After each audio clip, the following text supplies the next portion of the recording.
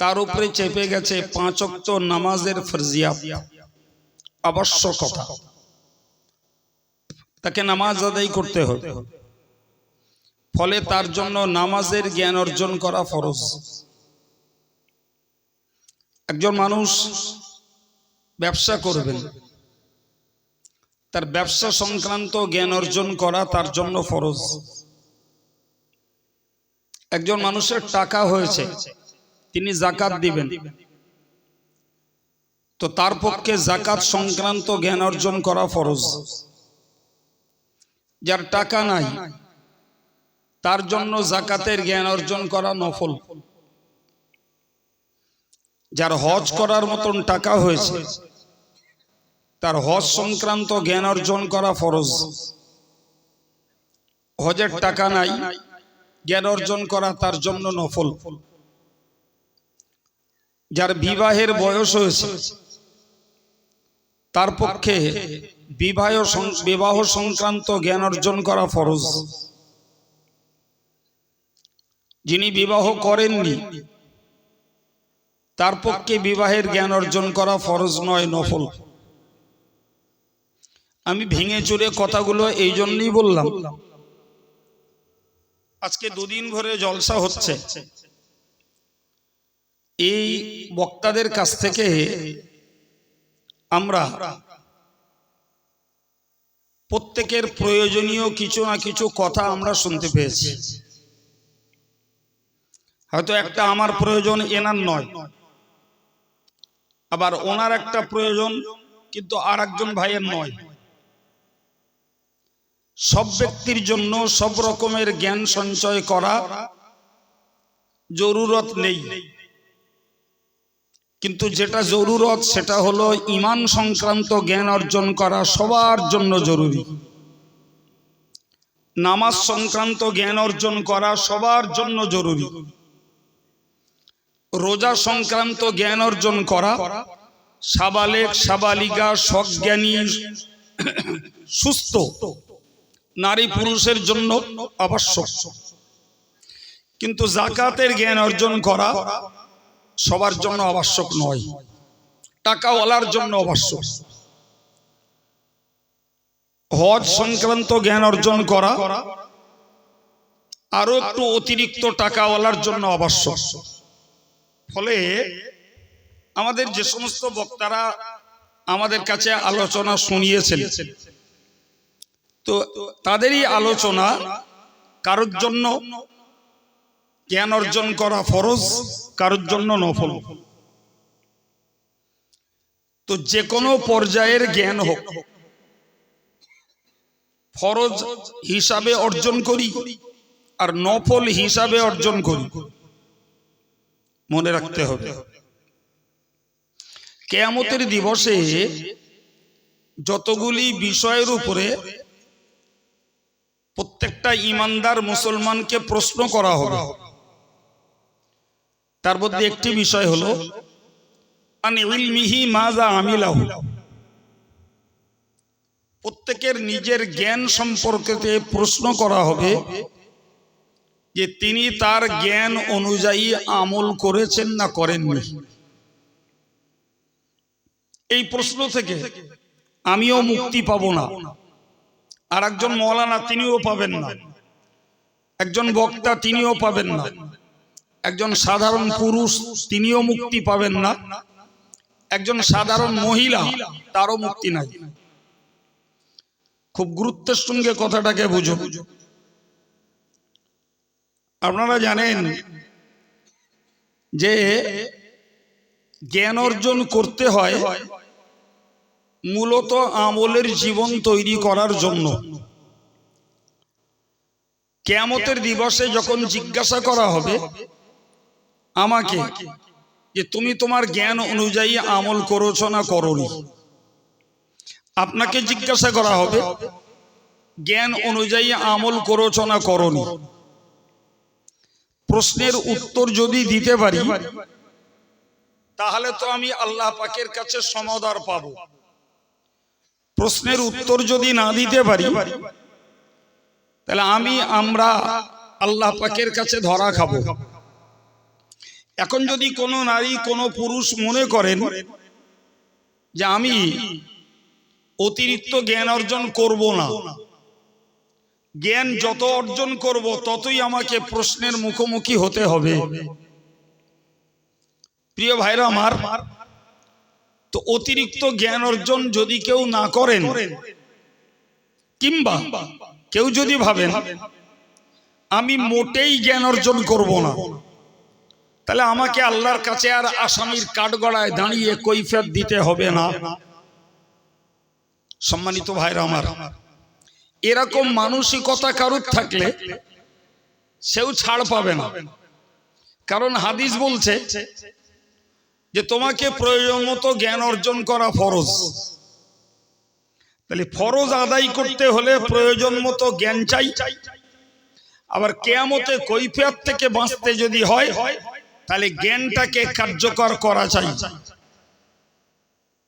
আমার কথা যদি বুঝে থাকেন তাহলে বলুন, সৃষ্টির শ্রেষ্ঠ মানুষ যেমন আমি, আমার সম্মান যেমন সব থেকে বেশি, নিশ্চিত আমাকেই কৈফিয়ত দিতে হবে সব থেকে বেশি। এ কৈফিয়ত আমাদের বাড়ি ঘরের কোনো পশুর নয়, এ কৈফিয়ত তো জিন জাতির, এ কৈফিয়ত তো মানব জাতির। প্রিয় ভাই, আবার একবার বলছি, আপনি যে বক্তারই ওয়াজ শুনুন আর যদিন ধরে শুনুন, এই মৌলিক থিওরিটাকে মনে রাখতে হবে। জ্ঞান অর্জন না করেও ছাড় পাবো না, আর জ্ঞান অর্জন করে আমল না করেও ছাড় পাবো না। আমি আবার আপনাকে রিকোয়েস্ট করছি, আমরা যে জ্ঞান অর্জন করেছি এরপরে আমাদের ডিউটি হলো যে আমাদের কাজের সঙ্গে জ্ঞানটাকে মেলানো, কাজের সঙ্গে জ্ঞানটাকে টালি করা। আমি আপনাকে লেটেস্ট বললাম, কেউ যদি মনে করেন আমি জ্ঞান অর্জন করব না তাহলে আমাকে কিয়ামতে হিসাব দিতে হবে না, তার ছাড় নাই। তুমি কেন করোনি? এক্ষেত্রে আপনাকে মনে রাখতে হবে, মনে ভাবুন কোনো ব্যক্তি স্কুলেও যায়নি, মাদ্রাসাতেও পড়িনি, এরকম ওয়াজের মজলিসে বসেও জ্ঞান নেয়নি, কিন্তু মনে রাখবেন বাবা, প্রত্যেকটা মানুষকে সৃষ্টিগতভাবে আল্লাহ এক প্রকার জ্ঞান দিয়ে পাঠিয়েছেন। পড়তে হবে না, বিনা পড়ায় প্রত্যেকটা মানুষের একটা ভালো মন্দ, রুচি অরুচি, জায়েজ না জায়েজ এরকম কিছু হারাম হালালের জ্ঞান মৌলিকভাবে আল্লাহ দিয়ে পাঠিয়েছেন। যে মানুষটা এক বিন্দু লেখাপড়া শেখেনি ভাই, সে যদি জীবনযাত্রায় চলাচল করে তাহলে চলতে ফিরতে, ব্যবসা করতে, চাষ করতে, হাট বাজার করতেও তার একটা অভিজ্ঞতামূলক জ্ঞান তৈরি হয় না, হয় না ভাই? সমাজে এমন অনেক মানুষ পাবো যারা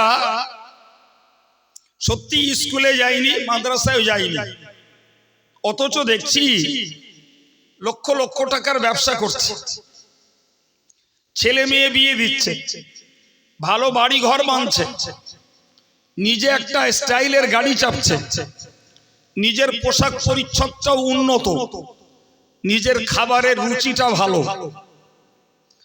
আপনাকে কথা বলতে হবে, এই লোকটা স্কুলেও যায়নি, মাদ্রাসাও যায়নি, অথচ সেই লোকটা রুচিশীল, ভদ্র, পরিচ্ছন্ন এবং তার লাইফ স্টাইল, জীবনযাত্রার মান সুন্দর করে কিসে? আমার কথা মাথায় ঢুকছে? তাহলে বলতে হবে ওই লোকটার ভিতরে বিনা পড়ার একটা জ্ঞান আছে, নাকি এরম লোক নেই দুনিয়ায়?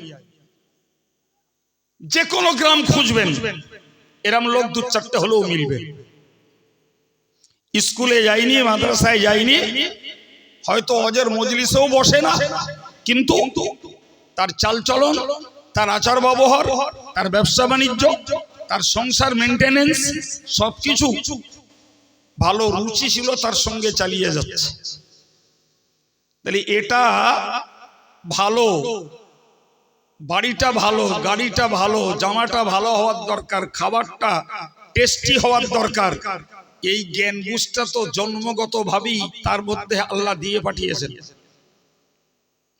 মনে রাখবেন, ঠিক ওই জন্মগত ভাবে তাকে একটা কথা মাথায় রাখতে হবে, সেটি হলো যে বিনা ড্রাইভারে গাড়ি চলে না, বিনা মাঝিতে নৌকা চলে না, বিনা নাবিকে জাহাজ চলে না, বিনা পাইলটে এরোপ্লেন চলে না।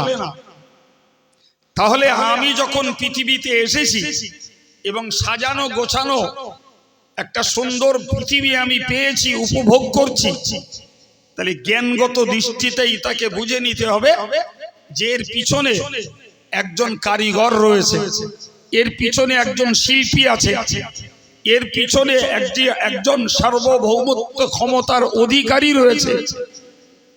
তিনি কে? ভাই, মুতাজিলা সম্প্রদায় বলে যে কেউ যদি কোনো জ্ঞান অর্জন না করে, আল্লাহ তাকে সৃষ্টিগতভাবে যে জ্ঞানটা দিয়ে পাঠিয়েছেন ওই জ্ঞানের বিনিময়ে আল্লাহর প্রতি তার ঈমান আনা লাগবে। ওই জ্ঞানটা দিয়ে। বিনা ড্রাইভারে পৃথিবী চলছে না, বিনা শিল্পীতে আমাকে কেউ সুন্দর করে পাঠায়নি। আমার দেহটাকে আল্লাহ বলেছেন খলাকনাকুম সুম্মা সাব্বারনাকুম, আমি আল্লাহ তোমাদেরকে সৃষ্টি করেছি, সুন্দর গঠনটা দিয়েছি, ফাআহসানা সুওয়ারাকুম, এবং তোমার গঠনটাকে আমি আল্লাহ দিয়েছি সেটা অতি উত্তম গঠন। সুবহানাল্লাহ বলে, আর একটু জোরে বলে। প্রিয় ভাই আমার, এই উত্তম গঠন আল্লাহ আমাদেরকে দিয়েছেন। অন্য আয়াত পাকে বলেছেন লাকাদ খলাকনাল ইনসান ফি আহসানি তাকওয়িম, আমি আল্লাহ মানুষকে সৃষ্টি করেছি সর্বাপেক্ষা উত্তম ধাঁচে। আমার দিকে দেখেন, অন্যমনস্ক হবেন না, আমি খাপছাড়া কথা বলা লোক নই। যতটুকু বলবো একটা সাজানো গোছানো কথা আপনাকে শোনাবো। আল্লাহ কি বললেন? যে আমি মানুষকে সৃষ্টি করেছি সর্বাপেক্ষা সুন্দর আকৃতি দিয়ে। আল্লাহ পাকের এই দাবিটা অত্যন্ত অভ্রান্ত দাবি, খুবই বাস্তবমুখী দাবি। কারণ পৃথিবীতে কালো হলেও মানুষের যে সৌন্দর্য, মানুষের চেহারার যে আকর্ষণ, সে দেখতে কালো হলো ভাই, এই আকর্ষণটা পৃথিবীর অন্য কোন প্রাণীর মধ্যে আল্লাহ দেননি। দিয়েছেন? আরে ভাই, আমার দেশের লোক কালো খোঁজে, সাদা খোঁজে, কিন্তু জানেন আফ্রিকার নিগ্রো যারা, তারা কালো খোঁজে। যত কালো তত ভালো। আমার দেশের লোক রঙে মাতে, আমার দেশের লোক ঝিকঝাকে মাতে, আমার দেশের লোক উজ্জ্বলতায় মাতে, আমার দেশের লোক সৌন্দর্যে মোহিত হয়ে যায়। এটা আমার দেশের লোকের কি বলবো প্রচলিত মুদ্রা দোষ। এরা গুণ দেখার তুলনায় রূপ দেখে বেশি। হ্যাঁ, কিন্তু আফ্রিকার নিগ্রোরা ওরা গুণের বিচার করে, ওরা রূপের বিচার করে না। বিশ্বাস করুন, আফ্রিকার নিগ্রোদের নীতি হলো যত কালো তত ভালো। তারাও মানুষ, আমরাও মানুষ, তারাও মানুষ, আমরাও মানুষ। সম্মানিত ভাইরা আমার বক্তব্য, কোরআন বলছে যে আমি মানুষকে সর্বাপেক্ষা সুন্দর আকৃতি দিয়ে তৈরি করেছি। এত সুন্দর আকৃতি কাউকে দিইনি। আমি ব্যাপারটাকে বোঝানোর জন্য একটা ঐতিহাসিক ছোট্ট গল্প আপনাদেরকে শোনাই। হযরত ইমাম মুহাম্মদ রহমাতুল্লাহ আলাইহির জমানা, যিনি হানাফি মাযহাবের শ্রেষ্ঠ দিকপাল, তিনি হানাফি মাযহাবের শ্রেষ্ঠ লেখক, তিনি 6খানা কিতাব লিখে হানাফি মাযহাবের সমস্ত মশলাগুলো দলিল দিয়ে পূর্ণ করেছেন। সুবহানাল্লাহ। 6 খানা কিতাব। ভাইরা আমার, এই মানুষটার জমানা একজন ব্যক্তি তার স্ত্রীকে বলল যে তুমি যদি চাঁদের থেকেও সুন্দরী না হও তাহলে তোমার উপরে 3 তালাক। আগে বাংলাটা মুখস্থ করুন, পরেরটা পরে বুঝবেন।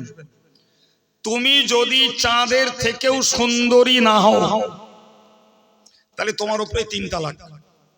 অ্যাকচুয়াল লোকটা কথাটা বলেছে স্ত্রীর প্রেমে পড়ে, স্ত্রীর ভালোবাসায়, স্ত্রীর আকর্ষণে আকৃষ্ট হয়ে আবেগে বলে ফেলেছে তুমি যদি চাঁদের থেকেও সুন্দরী না হও তোমার উপরে 3 তালাক।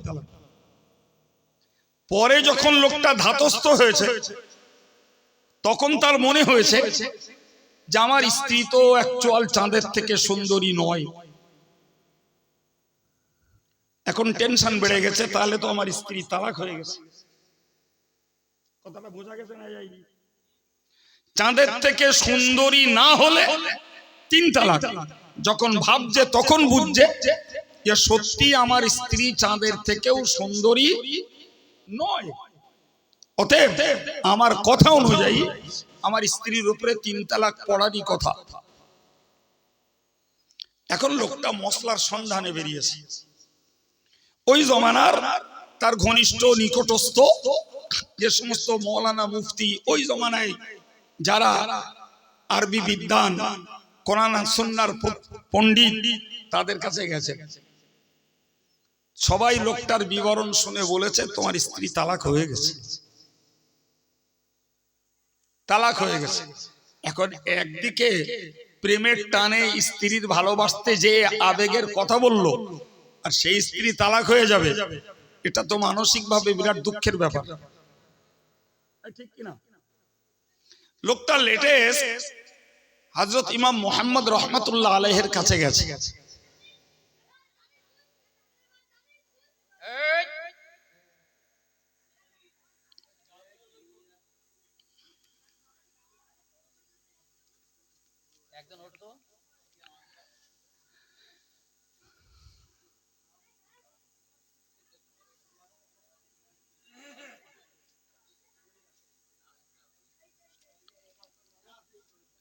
সম্মানিত ভাইরা আমার দিকে তাকান।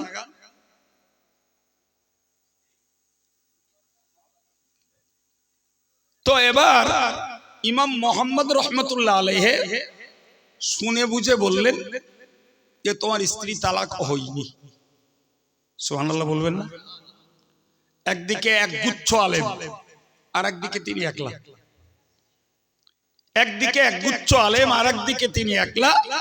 তিনি বললেন তালাক হয়নি। ফলে যথারীতি লোকটা তার স্ত্রী নিয়ে ঘর করছে। ব্যাপারটা চারিদিকে চাউর হয়েছে, হবে না হবে না। তখন সেই আলেমগুলো তারা ওনাকে জিজ্ঞাসা করলেন যে ভাই কি ব্যাপার, আপনার স্ত্রী তো তালাক হয়ে গেছে, আপনি সেই স্ত্রী নিয়ে ঘর করছেন। উনি বললেন যে ইমাম মুহাম্মদ রাহমাতুল্লাহ আলাইহি বলেছেন যে তালাক হয়নি। বললে তাই? তো আলেমরা মিলে হুজুরের কাছে যে হাজির, হুজুর এই ঘটনায় আপনি, আমরা শুনলাম তালাক না হওয়ার ফতোয়া দিয়েছেন, বিষয়টা আমরা রহস্যটা জানতে আসলাম। হযরত ইমাম মুহাম্মদ তাদেরকে বললেন তোমরা কি কোরআন শরীফ পড়তে পারো? আচ্ছা বাবু, একে তো আলেম, আবার ওই জমানার আলেম, এ জমানার আলেম তো না। আপনাদের মৌলানা সাহেব বলছিলেন না যে কোরআন পড়তে পারে না, ওয়াজ করে, শুনছিলেন না? তো যাদের কথা বলছিলেন তাদের কোরআন পড়ার ভুলের কোনো সীমা সংখ্যা নেই, অগণিত ভুল। গলা থাকলে দাউদ পাওয়া যায়, পাচ্ছে আর একদল খাচ্ছে। পণ্য বাজারে তুললি দাম কম বেশি যাই হোক, কেনার খরিদ্দার আছে, তাই সে পণ্য যেটাই প্রিয় হোক, আল্লাহ এদের সহি বুঝ দেন, বলুন আমিন। প্রিয় ভাইরা আমার, তো উনি যখন বললেন যে আপনারা কোরআন পড়তে পারেন, তো আলেমগুলো থতমত খেয়ে গেল যে আমরা আবার কোরআন পড়তে পারি না। তো বললে জি হ্যাঁ হুজুর পড়তে পারি। তো কোরআন যদি পড়তে পারেন তাহলে আপনারা তালাক হওয়ার ফতোয়া কেন দিলেন? আল্লাহ পাক কোরআন শরীফে বলেছেন, লাকাদ খালাকনাল ইনসানা ফি আহসানি তাকওয়িম। আমি আল্লাহ মানুষকে সৃষ্টি করেছি সবথেকে সুন্দর আকৃতিতে, সর্বাপেক্ষা সুন্দর ধাঁচে। সুতরাং চন্দ্রের যে সৌন্দর্য, ওই সূর্যের যে সৌন্দর্য, এর থেকেও বেশি সৌন্দর্য মানুষের চেহারায়।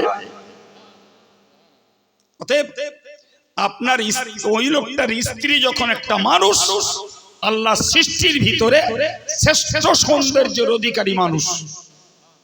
অতএব ওই লোকটা যে কথা বলেছে চাঁদের থেকেও সুন্দরী না হলে তালাক, অবশ্যই ওনার স্ত্রী চাঁদের থেকেও সুন্দরী। শুধু ওনার স্ত্রী নয়, বরং মানুষ মাত্রই চাঁদের থেকেও সুন্দর অথবা সুন্দরী, ফলে তালাক হয়। আলেমগুলো বুঝে গেলেন হযরত ইমাম মুহাম্মদ রাহমাতুল্লাহ আলাইহির এই সূক্ষ্ম যুক্তির কথা। ঘটনা বাস্তব কি ভাই? সূর্যের একটা তেজস্বী আলো আছে বাবা, জি। তো আপনি সূর্যের দিকে তাকান, সূর্যের দিকে তাকিয়ে আপনি 1 মিনিট থাকতে পারবেন না। পারবেন? চোখ ফিরিয়ে দেবে না? দেবে না। তাহলে সূর্যের আলো আছে, তেজ আছে, কিন্তু সূর্যেতে রয়েছে বিকর্ষণ, আকর্ষণ নেই। চাঁদের আলো আছে, হয়তো সূর্যের থেকেও আর একটু বেশি সময় চাঁদের দিকে তাকানো যায়, কিন্তু সেটাও দীর্ঘ সময় ধরে তাকানো যায় না। কিন্তু একটা সুন্দর পুরুষ যদি হয় আর একটা সুন্দরী নারী যদি হয়, তার চেহারার দিকে ঘন্টার পর ঘন্টা, বছরের পর বছর দেখেও মানুষের আকর্ষণ নষ্ট হয় না। কথা ঠিক না ভুল? এবার আপনি একটা জায়গায় স্থির করে নেন যে কোরআনের এই বক্তব্য কত যথার্থ, কত সত্য, যে সর্বাপেক্ষা সুন্দর আকৃতি, সুন্দর ধাঁচ আল্লাহ দিয়েছেন কাকে বাবা? সবাই মিলে বলেন, নিজের মূল্য বুঝুন, নিজের মূল্য বুঝুন। আমার আল্লাহ কোরআনে বলেছেন, অফি আনফুসিকুম আফালা তুবসিরুন। বান্দারে, আমি আল্লাহর কৃতিত্ব, আমি আল্লাহর কুদরত, আমি আল্লাহর ক্ষমতার নজির তোর নিজের দেহে আছে, অন্য কাউকে দেখতে হবে না। তোর নিজের দেহটাকে নিয়েই তুই যদি রিসার্চ করিস, অতি তোর মন চাইবে আমার হুকুমের গোলামি করতে, অন্য কিছু লাগবে না। সম্মানিত ভাইরা আমার, এর পরের কথা বলছি, মনে রাখুন। মহান আল্লাহ পাক কোরআন শরীফে বলেছেন, আর রহমান আল্লামাল কোরআন খলাকাল ইনসানা আল্লামাহুল বায়ান। মক্কার কাফেরদেরকে বলা হয়েছে যে তোমরা রহমানের সেজদা করো। কাকে বলেছি বাবা? মক্কার কাফেরদেরকে বলা হয়েছিল তোমরা রহমানকে সেজদা করো। বাংলাটা বুঝে নেন, পরেরটা সহজ হবে। তোমরা রহমানকে সেজদা করো। কলু, তারা বলেছিল আমার রহমান। সে রহমান আবার কে? রহমান কাকে বলে? এর পরিপ্রেক্ষিতে আল্লাহ পাক বললেন, আর রহমান আল্লামাল কোরআন। রহমান তিনি যিনি কোরআন শিখিয়েছেন। মন খুলে বলে, আর তো মোহাম্মত করে বলে। সম্মানিত ভাইরা আমার, এই আয়াত পাকে মহান আল্লাহ তার নিজের পরিচয় ব্যক্ত করেছেন কোরআনের শিক্ষক হিসাবে। আমি আল্লাহ কোরআন শিখিয়েছি, এটি আমার পক্ষ থেকে বিশ্ব মানব জাতির জন্য একটি বড় দয়া। একটা বড় অনুগ্রহ কোরআনকে দিয়েছি। এরপরে বললেন খলাকাল ইনসান, ওই আল্লাহ মানুষকে সৃষ্টি করেছেন, আর কি করেছেন? আল্লামাহুল বায়ান, মানুষকে আল্লাহ বচন ভঙ্গি শিখিয়েছেন, কথা বলার ধাঁচ ধরন। একটা মানুষের কথার ভিতর থেকে আন্দাজ করা যায় লোকটার শিক্ষা সংস্কৃতি কোন পর্যায়ে, কথা বললে বোঝা যায়। কিন্তু কেউ যদি সাধু প্রাঞ্জল ভদ্র ভাষায় কথা যদি নাও বলতে পারেন, তো যিনি কথা বলতে পারেন অর্থাৎ কথা বলার পাওয়ার আল্লাহ যাকে দিয়েছেন, সে যে কোনো ভাবে তার ব্যথা, তার বেদনা, তার অভিযোগ, তার চাহিদা সে সব প্রকাশ করতে পারে। এটা কে দিয়েছেন? জোরে বলে। তাহলে আল্লাহ পাক আমাদেরকে জ্ঞান দিয়েছেন। পুঁথিগত বিদ্যা ছাড়াও যে যে ভাষার মানুষ তাকে আল্লাহ কথা বলার শক্তি দিয়েছেন। কেউ বাঙালি, কেউ হিন্দি, কেউ উর্দু, কেউ ফার্সি, কেউ ইংরেজি, কত ভাষা পৃথিবীতে। যে এই ভারতবর্ষেই কত ভাষার মানুষ রয়েছে, কে দিয়েছেন? এর জন্য লেখাপড়া লেগেছে? লেখাপড়া লাগেনি। তো একটা কথা মনে রাখুন, আমি এক্সট্রা জ্ঞানের জন্য বলছি, মনে রাখবেন এই নবজাতক শিশুদেরকে,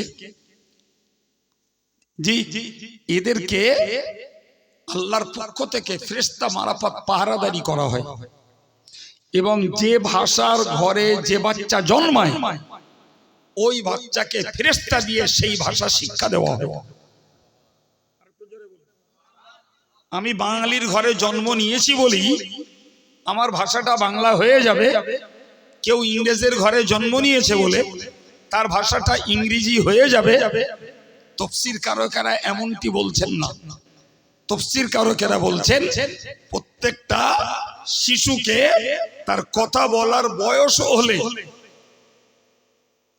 তাকে ফেরেশতা মারফত ভাষা শিখিয়ে দেওয়া হয়। আবার ইতিহাস খুলে আমরা এর ব্যতিক্রমটা দেখলে বুঝবো। ভাই আমাদের দেশে ঘরে আমরা দেখি সাধারণত একটা বাচ্চা কথা বলে 1.5 বছর 2 বছরের সময়, কিন্তু আপনি আমায় বলেন তো, আপনি আমায় বলেন যে আমার নবী কথা বলেছেন জন্ম হওয়ার পরই, হযরত নবী ঈসা কথা বলেছেন জন্মের পরে মায়ের কোলে বসে, আল্লাহর একজন ওলি জোরায়েজ কথা বলেছেন, জোরায়েজের কাছে কথা বলেছেন একজন আনপড় অশিক্ষিত ঘরের, আরো বলতে হয় একটা জারজ সন্তান। কি সন্তান? যাকে আমরা যেটা বললি ভালো বুঝি হারামজাদা সন্তান, সেও কথা বলেছে মায়ের কোলে বসে। এবার বলেন এগুলো কে শেখায়? জোরে বলেন, জোরে বলেন। সুতরাং মনে করবেন না যে 1.5-2 বছর বয়স হলে আপনাতেই কথা শেখে। আপনাতেই যদি শেখার, তাহলে আমার রাসূলুল্লাহ জন্মের পরেই কথা বলেননি। আমি ব্যাখ্যা দিলে অনেক সময় যাবে, আমি আপনাকে বেশিক্ষণ কষ্ট দেবো না, আর আমিও কষ্ট নেব না। হাত পা বাড়িয়ে কথা বলা লোক না আমি। কি বলেছি? আমার রাসূল কথা বলেছেন, নবী ঈসা কথা বলেছেন, একজন হারামজাদা বাচ্চা সেও কথা বলেছে, অথচ দুগ্ধপোষ্য নবজাতক। আমাকে বিশ্বাস করতে হবে যে আল্লাহ বলায় তাই বলতে পারি, ঠিক না বল? আমার আল্লাহ কোরআনে বললেন খলাকাল ইনসানা আল্লামাহুল বায়ান, মানুষকে শিখিয়ে, মানুষকে সৃষ্টি করেছেন, মানুষকে বচন ভঙ্গি আল্লাহ শিখিয়েছেন, সেই বচনের ভিতর দিয়ে মানুষ তার ভিতরের জ্ঞানের প্রকাশ ঘটায়, ঠিক না বল? তাহলে একটা কথা স্বীকার করুন ফের, যে সৃষ্টিগতভাবে আল্লাহ যেমন আমাদেরকে সুন্দর বানিয়েছেন, তেমন আমাদেরকে আল্লাহ জ্ঞান আর জ্ঞান প্রকাশের জন্য ভাষা দিয়েছেন। সুবহানাল্লাহ হবে না? আবার বলছি, জ্ঞান দিয়েছেন, জ্ঞান প্রকাশের জন্য ভাষা দিয়েছেন।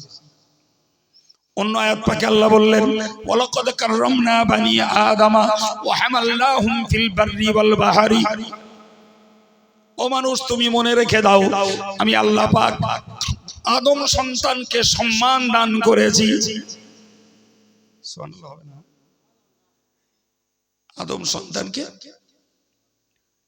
ছোট কথায় বোঝেন ভাই। আমি মনে করুন এই পেয়ারা গ্রামের কোন পরিবারের শত্রু আমার দিয়ে বলি, তা আমি একদিন ফজরের নামাজ পড়ে আমার ওই শত্রুটার বাড়ি গেলাম।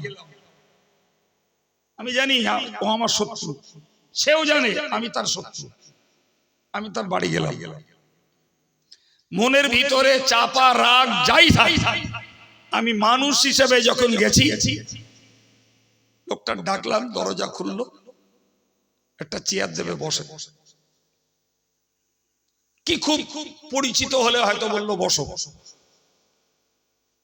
এক কাপ চা এনে দিল, সকালবেলা শীতের সময়। এরপরে বলছে, কি মনে করে এলে?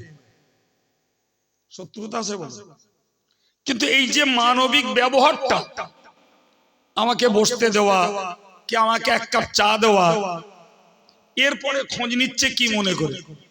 আর আমার দাবি তিনি পূরণ করবেন কি করবেন না, কি দাবি পূরণ করতে যে পুরাতন রাগের কথা তুলবেন কি তুলবেন না, সব পরের প্রশ্ন।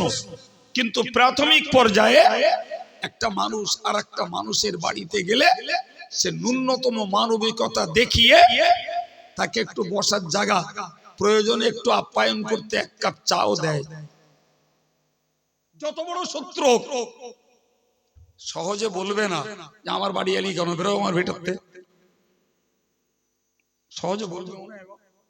আচ্ছা বলেন তো, যদি এই পেয়ারা গ্রামের পূব পাড়ার কুকুর যদি পশ্চিম পাড়ায় আসে, তো পশ্চিম পাড়ার কুকুরগুলো ওরে ভালো করে একটা বসার জায়গা দেবে, আর পাড়াতে দু চারটে হাড় মাছের কাটা কুড়িয়ে ওরে দেবে, ভাই তুই আমাদের এলাকায় এসছিস, তা অন্তত একটু টিফিন টাফিন করে তাই যা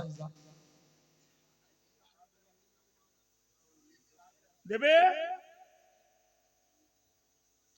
জি, আপনি জানেন লক্ষ লক্ষ টাকা দামের কুকুর আছে,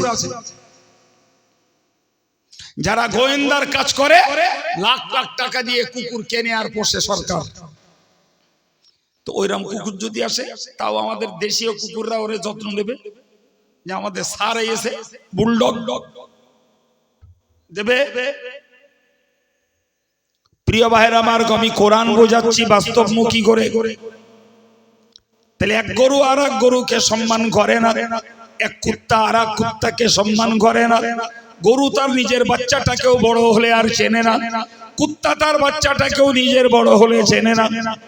প্রিয় ভাইরা আমার, কিন্তু মনে রাখুন, মানুষ বোকা মূর্খ, শিক্ষিত অশিক্ষিত, কালো ধলো, সরু পাতলা মোটা, যেই পারে হোক, মানুষ তো বটে সে। ফলে এক মানুষ আর এক মানুষকে সম্মান করে, এক মানুষ আর এক মানুষকে আপ্যায়ন করে। এটাই হলো মনুষ্যত্বের একটা ন্যূনতম দায়িত্ব।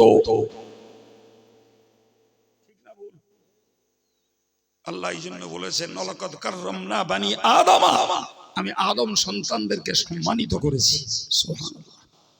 আর কি করেছি?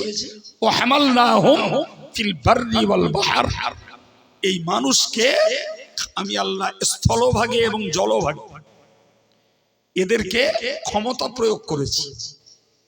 এরা স্থলভাগে এদের অধিকার বিস্তার করেছে, এরা জলভাগে এদের অধিকার বিস্তার করেছে।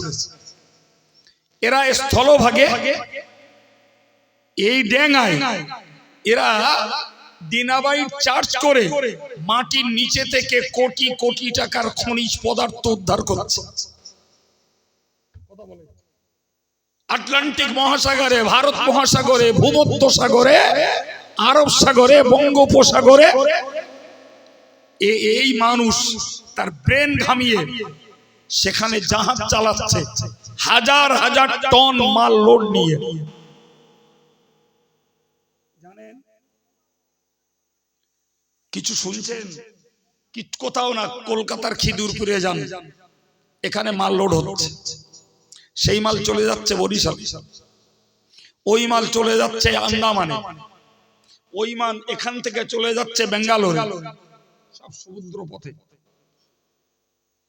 এই যে মানুষ তার ব্রেন ঘামিয়ে, মানুষ তার খোদাই দেওয়া বুদ্ধিকে কাজে লাগিয়ে সাগরে জাহাজ ভাসিয়েছে মাল লোড দিয়ে, ডেঙ্গায় খনিজ পদার্থ উদ্ধার করে এই মানব জাতির কল্যাণে বহু কিছু গুডস, অনেক কিছু সম্পদ মানুষকে উপহার দিয়েছে। এই মাইক চলছে, মোবাইল চলছে, ওসব কি? ওসব কোথাকার সম্পদ? ও তো সব মাটির নিচের সম্পদ, উদ্ধার করে কার্যকর করে মানুষের কল্যাণে কাজে লাগানো হয়েছে। এরপরে যদি বলেন তাহলে চোখে দেখি আর কেউ বাস্তবে উপভোগ করেছি, জি কয়েক টন মাল নিয়ে শূন্য মার্গে এরোপ্লেন উঠছে, 400 প্যাসেঞ্জার, 400 প্যাসেঞ্জারের মাল সামান সব আকাশে উঠছে। এ কাজ করেছে কারা?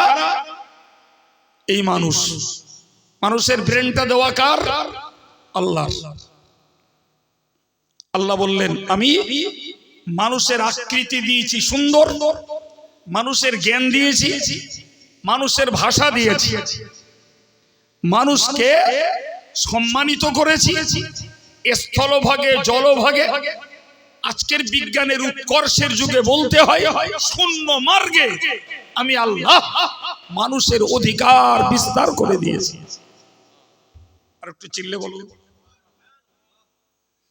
সম্মানিত ভাইরা আমার, অন্য আয়াত পাকে মহান আল্লাহ বললেন সাখখারা লাকুম মা ফিস সামাওয়াতি ওয়া মা ফিল আরদি। ওগো বিশ্ব মানব, তোমরা মনে রাখো तमाम পৃথিবী জুড়ে আমার দেওয়া যত নিয়ামত রয়েছে, সমস্ত বস্তু সামগ্রী সবগুলোকেই তোমাদের খেদমতের জন্য আমি আল্লাহ অনুগত বানিয়ে দিয়েছি। কি বানিয়েছেন? সব অনুগত। জি আমার ভাষা বুঝতে পারেননি, তবে ব্যাখ্যা দিলে বুঝবেন। গরু মানুষের কথা শোনে, ছাগল মানুষের কথা শোনে, বাঘ মানুষের হাতে বশ মানে, সিংহ ধরে মানুষ খেলা করে, ভল্লুক ধরে মানুষ খেলা দেখিয়ে রোজগার করে। গাছপালাগুলো আমাদের উপকারে, কারোর ফল খাই, কোনোটার জ্বালানি বানাই, কোনোটার ফার্নিচার। কথা বলছেন না কেন? মাটির নিচে, পায়ের নিচের মাটি, কাঁকর, পাথর সব আমাদের উপকারে। আকাশের সূর্য আমাদের উপকারে, চন্দ্র আমাদের উপকারে, আকাশের মিটি মিটি তারকাগুলি সেগুলো মানুষের উপকারে। অন্নুজুমুল তাহতাদু বিহা, আকাশের তারার বিনিময়ে মানুষ পথ খুঁজে পেত। যে যুগে ছিল না ঘড়ি, যে যুগে ছিল না কম্পাস, সে যুগে মানুষ তারা দেখে রাতের আঁধারের পথ খুঁজত। আমাদেরই সমাজের বুড়ো আর বুড়িগুলিকে দেখেছি ঘড়ি অ্যাভেলেবেল নয়, ওই তারা দেখে রাত্রি সেহরি করত। সত্যি বলছি, আমি সেটা বলছি, বাস্তব দেখে বলছি। আমি আমার দাদিমাকে আমি দেখেছি রমজান মাসে ডাকার দায়িত্ব দাদিমার। আকাশে উঠলো, তারা দেখে নিলেন, ও বৌমা শিগগির ওঠো, সময় আর বেশি নি। বল ঘড়ি নি, ঘোড়া নি, কিচ্ছু নি, বলে দিলে কি দেখি এসব কার? এবার বলুন, সূর্য, চন্দ্র, গাছপালা, পশু পাখি, জড় পদার্থ, পাথর, কাঁকর, মাটি, এগুলো কি আমাদের কাজে লাগে না? কোনটার বাদ দিয়ে জীবনে চলবেন? একটাও বাদ দেবেন পারবেন? একটাও কোনটা বাদ দিয়ে মানুষ বাঁচতে পারবে?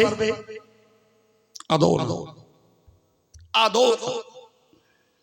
এই জন্য আল্লাহ বললেন সাখখারা লাকুম মা ফিস সামাওয়াতি ওয়া মা ফিল আরদ, ওই আল্লাহ যিনি তোমাদের কল্যাণে, তোমাদের উপকারার্থে, তোমাদের খেদমতে আসমান আর জমিনে যা কিছু সম্পদ রয়েছে ওই সবগুলো কি তোমাদের কল্যাণে কাজে লাগিয়েছেন, তোমাদের কল্যাণে আল্লাহ নিবেদিত করে দিয়েছেন। বাস্তবে তাই দেখছি। গরুটারে পুষছি, হয় লাঙল টানাবো, এখন ট্র্যাক্টরের যুগ, গরুর লাঙল চলে না, তারপরেও কোরবানির হাটে বিক্রি করে ভালো দাম নেব, যে কিনবে সে সদকা করবে, খেয়ে নেবে।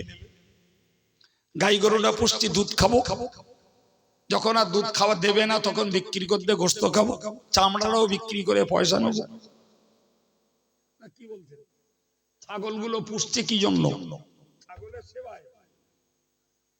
কথা বলছেন না কেন? অনেক মায়েরা ছাগল পোষে ছাগলের সেবায়, ছাগলের যত্নে ছাগল পোষে না, নিজের স্বার্থে ছাগল পোষে, নিজের স্বার্থে গরু পোষে।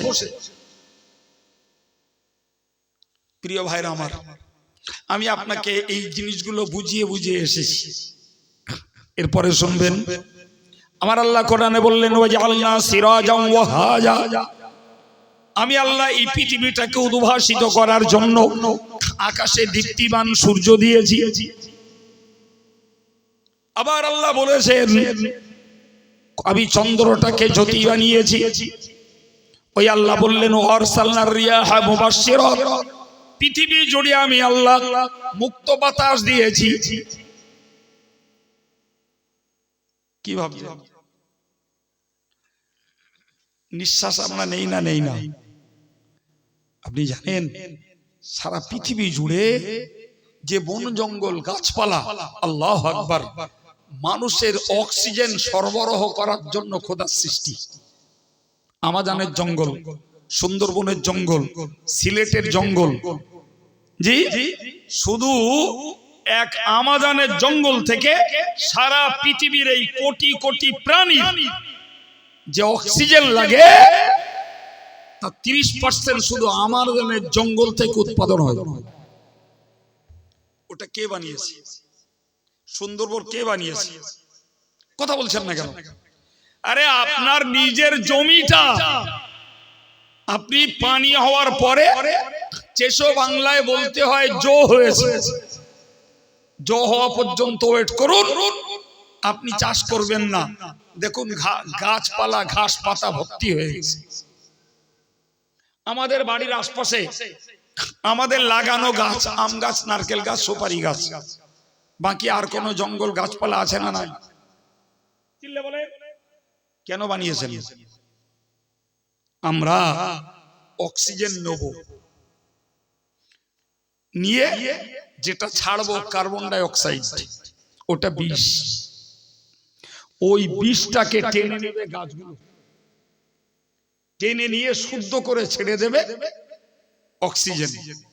তাহলে আমরা টানবো অক্সিজেন আর গাছ টানবে কার্বন ডাই অক্সাইড।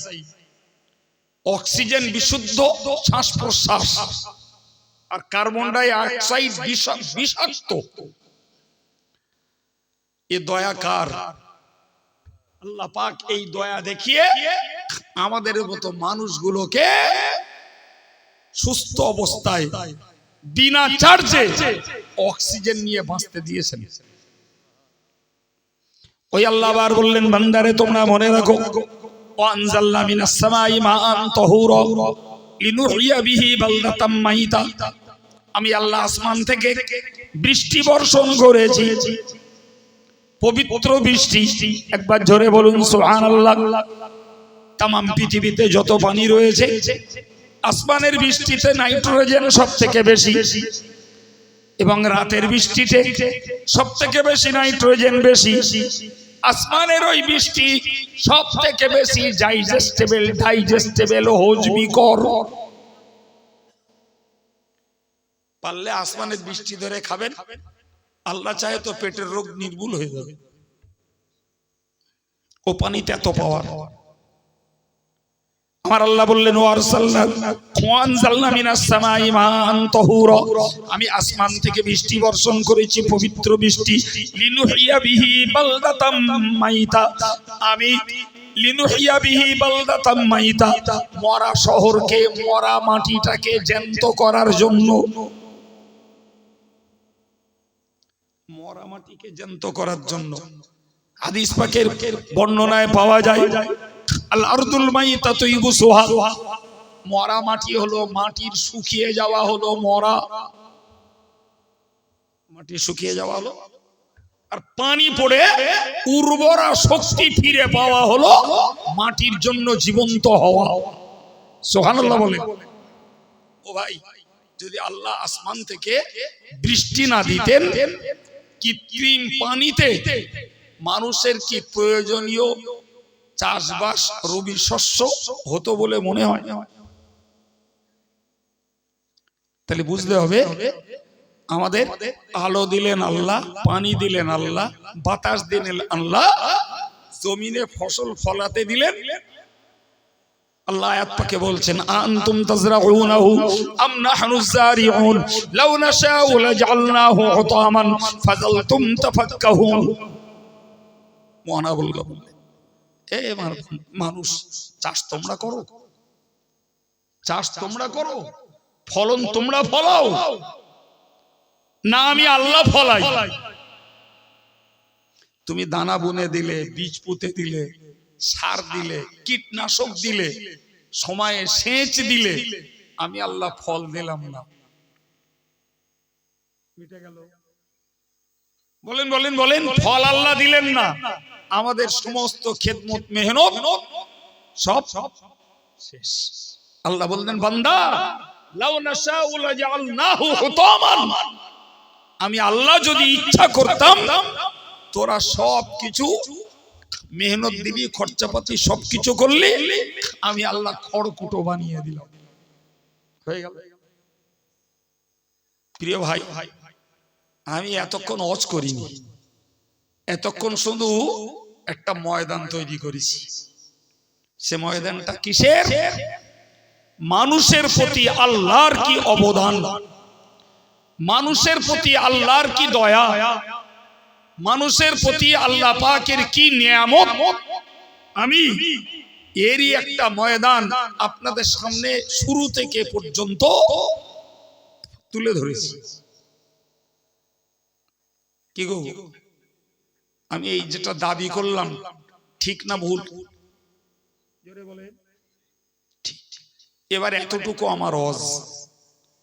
আমার আল্লাহ পাক কোরআন শরীফে বলেছেন ইয়া আইয়ুহান নাস উবুদু রাব্বাকুমুল্লাযী খালাকাকুম ওয়াল্লাযীনা মিন ক্বাবলিকুম লাআল্লাকুম তাত্তাকুন।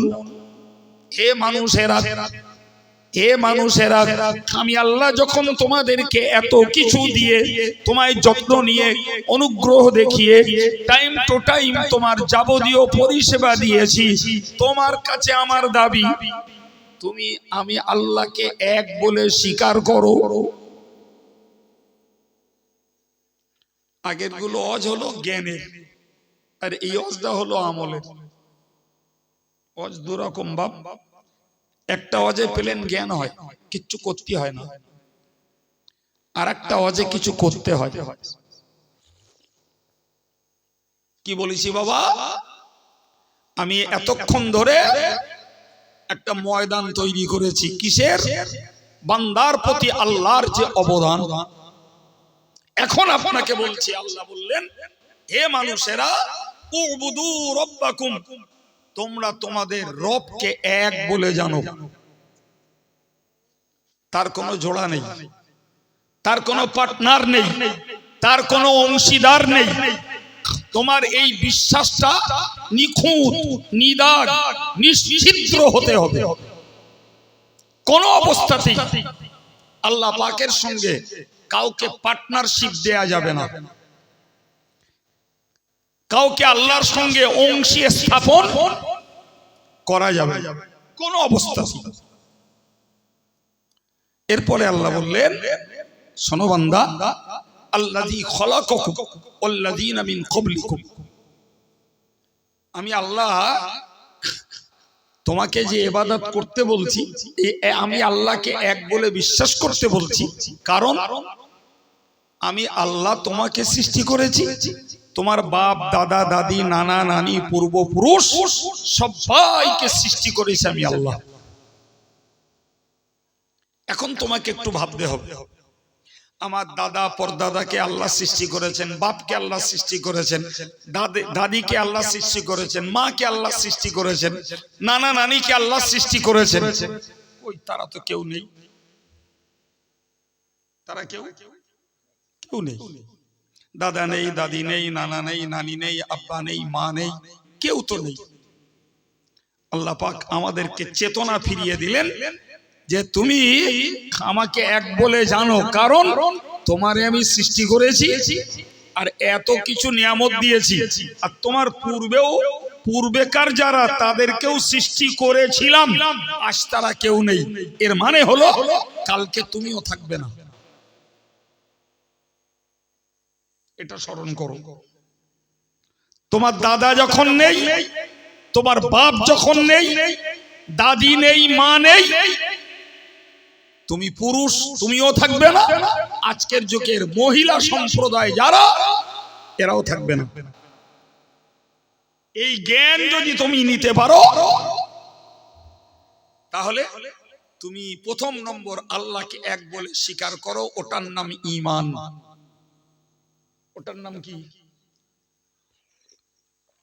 জোরে বলেন, ওর নাম ঈমান।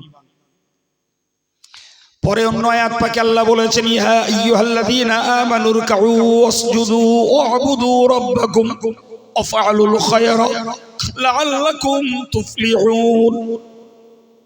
আল্লাহ বলেন, ঈমান যখন তুমি এনেছো, তোমার পরের ডিউটি তুমি রুকু করো, সিজদা করো। ভাই রুকু সিজদা কোন ইবাদতের অংশ? রুকু সিজদা নামাজের অংশ। তার মানে হলো তুমি যখন আল্লাহর প্রতি ঈমান নিয়ে এসেছো, তোমার ফার্স্ট এন্ড মোস্ট ডিউটি হলো দৈনিক 5 টাইমস তুমি নামাজ আদায় করো। বেয়াদবির ক্ষমা চাচ্ছি, পেয়ারা গ্রামের যুবকেরা অনেক খরচাপাতি করে সৌন্দর্য মণ্ডিত চলার পথ আর গেটাপলা প্যান্ডেল তৈরি করে দুদিন ব্যাপী সভা দিল। পেয়ারার নারী পুরুষ মিলে যদি সবার আগে 40% নামাজি থাকে, সবার পরে যদি সংখ্যাটা বেড়ে 50% হয়, তাহলে তো বোঝা যাবে যে বক্তারা যা দুদিন ধরে গেয়ে গেছেন সেটা কার্যকর হয়েছে। বলুন, দুদিন ধরে জলসা হলো, পয়সা কড়ির প্রচুর উৎসর্গ হলো, আর 40% মুসল্লি, আর আজকের রাতের শেষে ফজরের নামাজ, রাত জাগায় কাজা, তার মানে আরো সংখ্যা কমে গেল। কিরা মনে হচ্ছে? মনে হচ্ছে লোকের কথায় রসকস কিচ্ছু নেই, এরা মনে হচ্ছে নাকি ব্রেনে ঘেনু থাকে? আমার কথাটা কেটে দেন।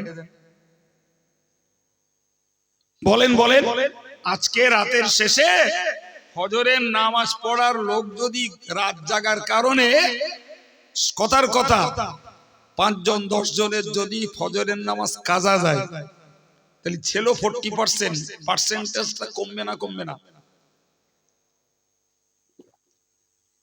অথচ কাম্য ছিল যে আমরা কষ্টোপার্জিত অর্থ দিয়ে সুন্দর পরিবেশ তৈরি করে, আর মজাদার অনেক সুরালা বাংলাদেশের টনওয়ালা বক্তা নিয়ে ওয়াজ দেব, তাতে যদি 40% নামাজি যদি 50% না হয়, তাহলে আমাদের এই সওয়াবের ব্যবসা তো লসে রান করছে।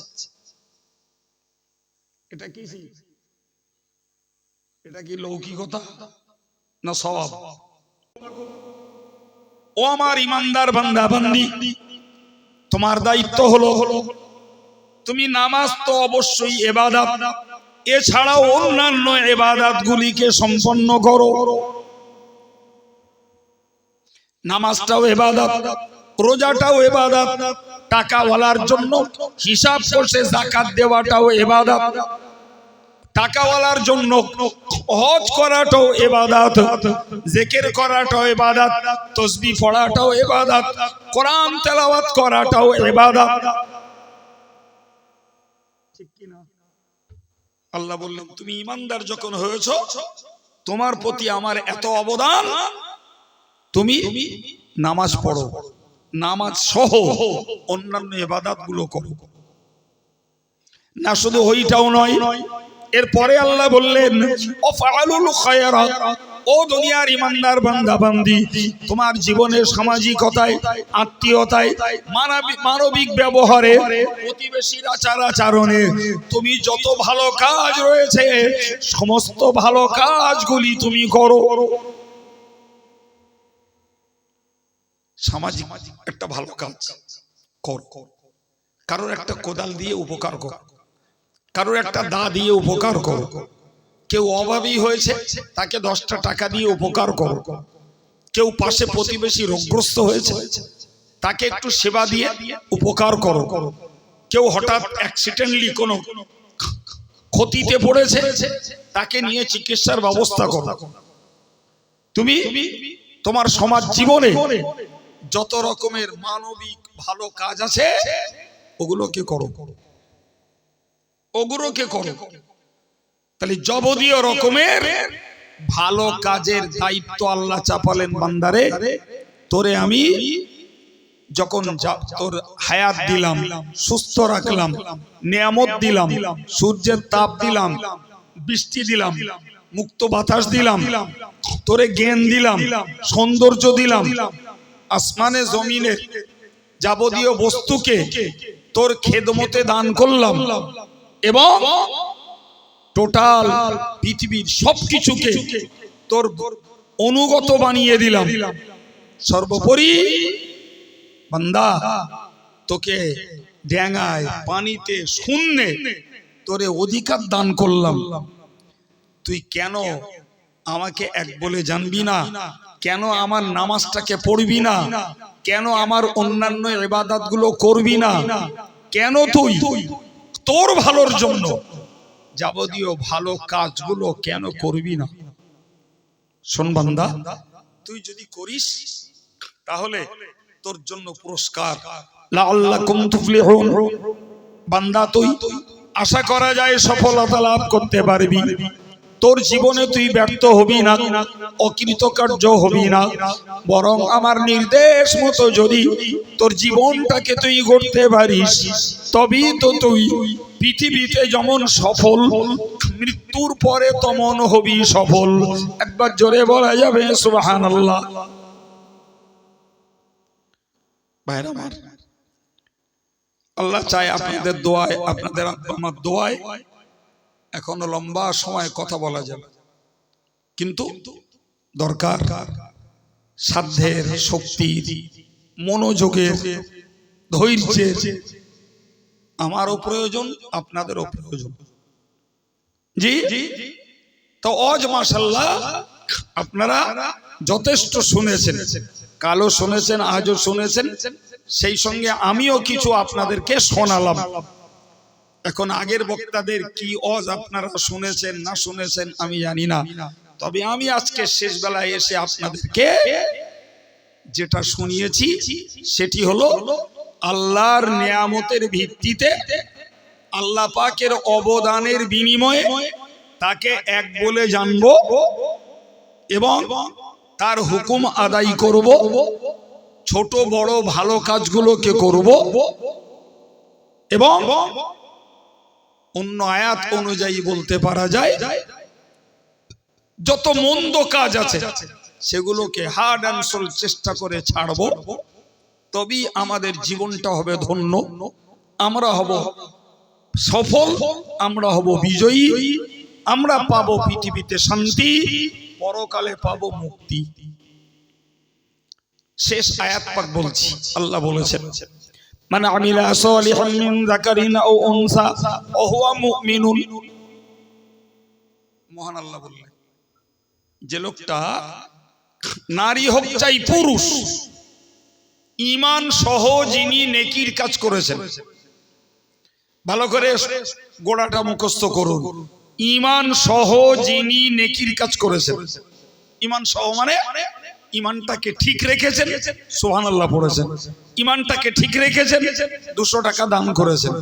ঈমানটাকে ঠিক রেখেছেন, রোজা করেছেন। ঈমানটাকে ঠিক রেখেছেন, কোরআন পড়েছেন। ঈমানটাকে ঠিক রেখেছেন, সুবহানাল্লাহ পড়েছেন। ঈমানটাকে ঠিক রেখেছেন, মানুষকে উপকার করেছেন। আল্লাহ বললেন পৃথিবীর যে নারী যে পুরুষ ঈমানটাকে ঠিক রেখে দিয়ে নেকির কাজ করবেন, আল্লাহ পাকের বক্তব্য ফালানুহিয়ান্নাহু হায়াতান তাইয়্যিবা, আমি আল্লাহ তাকে পৃথিবীতে শান্তিপূর্ণ জীবন দেব। আর একটু মন খুলে কি দেবেন বাবা? আচ্ছা বাবু, যে শান্তির জন্য আজকে আমাদের রান্নাঘর থেকে শুরু করে আমেরিকার হোয়াইট হাউস পর্যন্ত শান্তির জন্য লালায়িত, সর্বত্র শান্তির জন্য হা হা করছে মানুষ, মানুষ সুখী হয়েছে, সুখী হয়েছে, কিন্তু মানুষ শান্তিতে নেই বাবা। খাওয়া পড়ায় গাড়ি বাড়িতে মানুষ সুখী হয়েছে, কিন্তু শান্তিতে নেই। আল্লাহ বললেন বান্দা তোর শান্তি চাই, আমি আল্লাহ দাবিটা পূরণ কর, ঈমানটাকে ঠিক রেখে নেকির কাজটা কর, আমি আল্লাহ কথা দিচ্ছি তোকে শান্তিপূর্ণ জীবন দেব। একজন দিন দুঃখী খেটে খাওয়া গরিব মানুষ ধর্ম করে, ভাই বিশ্বাস করুন ও খেটে খুটে যা পায় তাই খায়, পরিবারকে তাই খাওয়ায়, ও মনে অশান্তির কিচ্ছু নেই, শান্তিতেই তার দিন যাচ্ছে। আর কোটিপতি লোক, কোটিপতি লোক জি এসি রুমে বাস করে আর অনেক দামের গাড়ি চাপে, কিন্তু ছেলে বউ মেয়ে এক একজন এক এক অবতার, কারোর সঙ্গে কারোর মিল নেই।